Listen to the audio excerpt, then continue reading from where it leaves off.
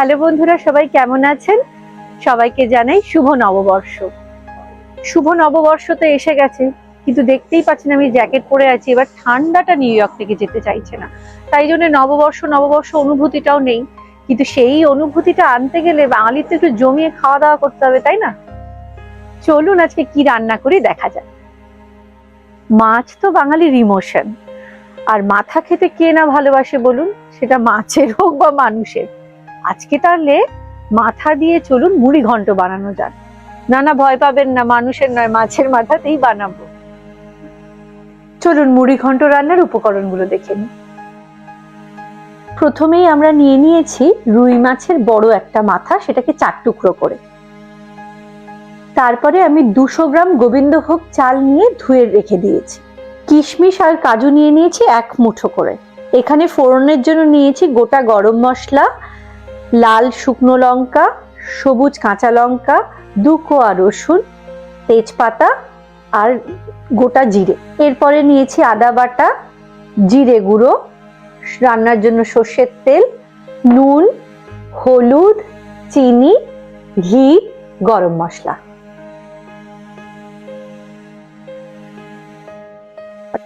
নুন হলুদ তো দিয়ে দিয়েছিলাম, ভালো করে মাছের মাথায় নুন হলুদটা মাখিয়ে নেব। আমি এখানে রুই মাছের মাথা নিয়েছি, মাছটা বেশ বড় ছিল। কাতলার মাথাতেও খুবই ভালো হয়, কিন্তু রুইয়ের মাথা কিন্তু খেতে বেশি টেস্টি। আমি একটা বড় ভুল করেছি, উপকরণ দেখানোর সময় পেঁয়াজ আর টমেটো দেখাতে ভুলে গেছি, কিন্তু এই রান্নার জন্য আমার পেঁয়াজ আর টমেটোটা দরকার। আমি তাই কেটে নিচ্ছি এখন।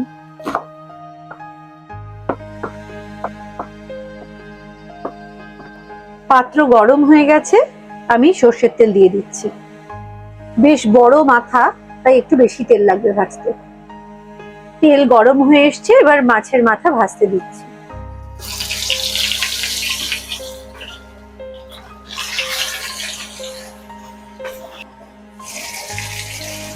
মাথা কিন্তু প্রায় ভাজা হয়ে এসছে, এবার আমরা তুলে নেব।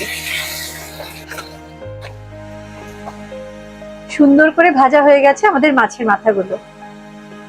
মাছের মাথা ভাজতে গিয়ে তেলটা কিন্তু বেশ কমে গেছে, আমি আরেকটু দিয়ে দিচ্ছি। এবার আমি ফোড়নগুলোকে একটু ক্রাশ করে নিয়েছি বা থেতো করে নিয়েছি, এবার দিয়ে দেবো। সাথে দিয়ে দেব আদা বাটা।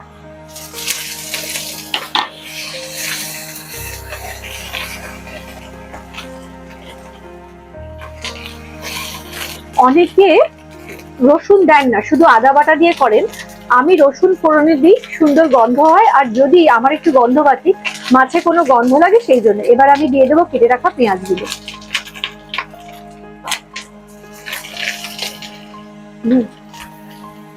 এবার আমি 1/2 চামচ নুন দিয়ে দিলাম, 1/4 টিস্পুন হলুদ। পেঁয়াজটা কিছুটা ভাজা হয়ে এসছে, এবার আমি কেটে রাখা টমেটো দুটো দিয়ে দেবো।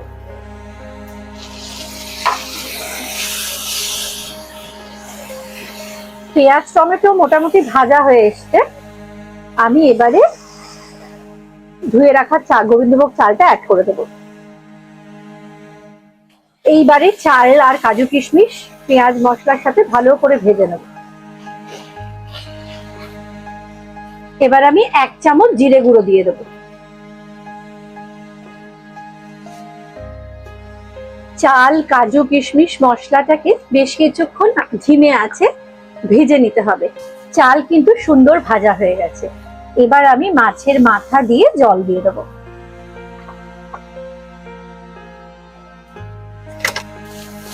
আমি এখানে 300 ml মতো জল দিয়ে দেবো। আর জল প্রয়োজন মতো কম বেশি পরে করা যাবে, কোনো অসুবিধে নেই। আর আপনারা জানেন আমি সবসময় এই ধরনের রান্না করতে গেলে জল ফুটিয়ে তারপরে ব্যবহার করি, এতে রান্নার স্বাদও ভালো হয় আর তাড়াতাড়িও হয়ে যায়।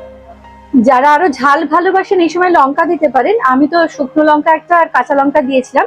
একটু 1 চামচ মতো চিনি দিয়ে দিচ্ছি, অল্প নুনও দিয়ে দিচ্ছি। এবার আমি ঢাকা দিয়ে মুড়ি ঘন্টটা রান্না হতে কিছুক্ষণ সময় দেব। ওভেনটাকে লো হিটে করে দেব। চলুন বন্ধুরা, প্রায় 9-10 মিনিট হয়ে গেছে, দেখি কি অবস্থা।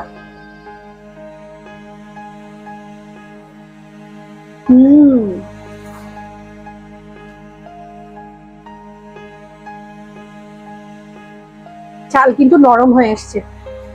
এইবারে আমি গ্যাসের ফ্লেম বা ওভেনের ফ্লেম বাড়িয়ে এটাকে শুকিয়ে নেব।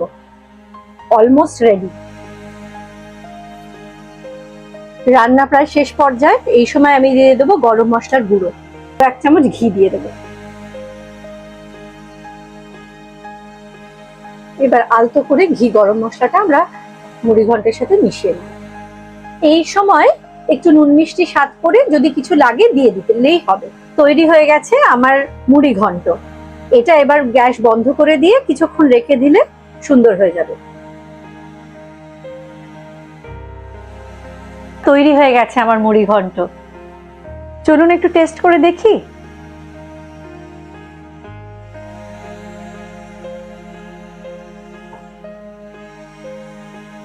খেতে কিন্তু বেশ হয়েছে। জানেন, কলকাতায় আমার ভাই, আমার বন্ধুরা আমার হাতের মুড়ি ঘন্ট খেতে খুব ভালোবাসতো। আজকে তো অনেক দূরে, এইসব সময় ওদের কথা খুব মনে হয়। বন্ধুরা, আমার ভিডিও কেমন লাগছে আপনাদের আমাকে জানাবেন তো। আর প্লিজ ভালো লাগলে লাইক, শেয়ার, সাবস্ক্রাইব করতে ভুলবেন না।